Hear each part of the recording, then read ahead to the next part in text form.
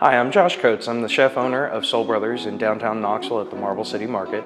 Today we're going to be cooking Budae Jjigae, which is a Korean army stew. So we're going to add in our bacon here in a cold pan so that you can actually take out a lot of the fat. Spread that out, render it up, get it nice and crispy. This is a dish that is kind of like a kitchen sink dish. Everything comes together very quickly, and it's something that I hold very dear to me. My mother actually made this for me quite often as a child. It was quick to do and easy to get in front of the kids, and we could all have a little bit of something that we wanted. This dish is actually also something that I learned to cook first. I learned this when I was about 8 years old. I actually started my career on this, and this is where my love of food came from.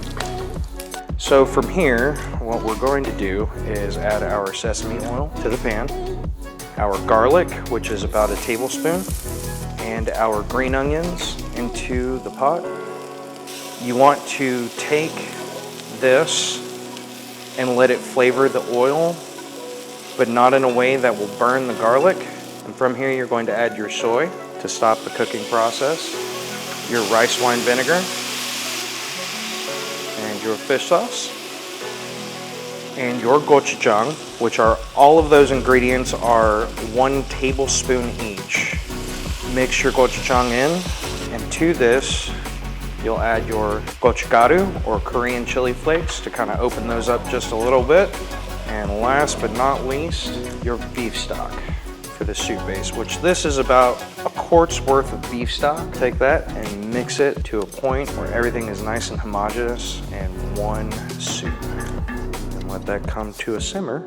This is about where you want it. You definitely don't want to overboil it because as you overboil, it will lose some of that liquid, and you need that to kind of flavor a lot of these ingredients that are actually here.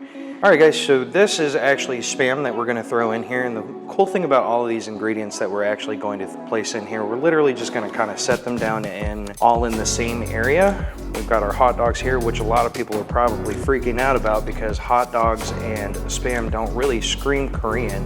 The cool thing about this being the army stew is during the Korean War, there were so many Americans in the area, along with not having access to a lot of different ingredients.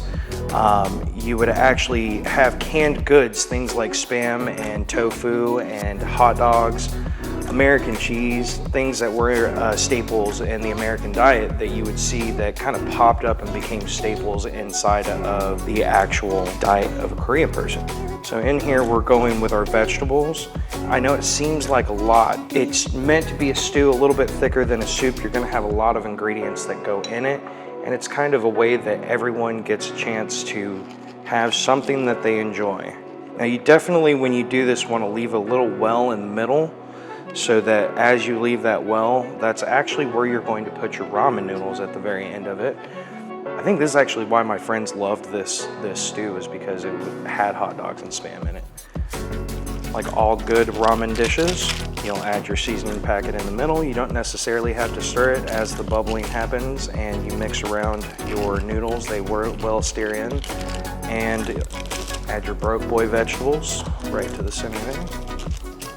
And you're going to place your ramen right in the center, and we're going to use our tongs to push that underneath the water just a little bit. And then last, we're just going to take these enoki mushrooms and just place those and let it steam. So at this stage, we're going to open this pot, let the steam come out of here.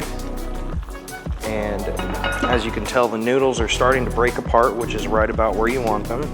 Now the next thing that we're gonna do is we're gonna add our eggs in, and we're gonna cover it back up.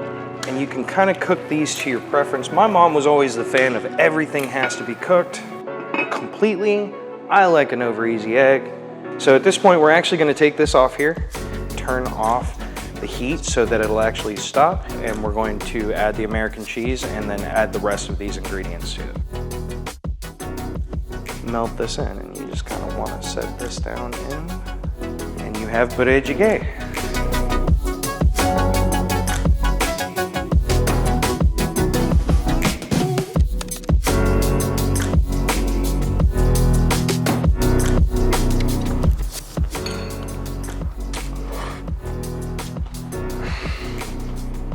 It's like home.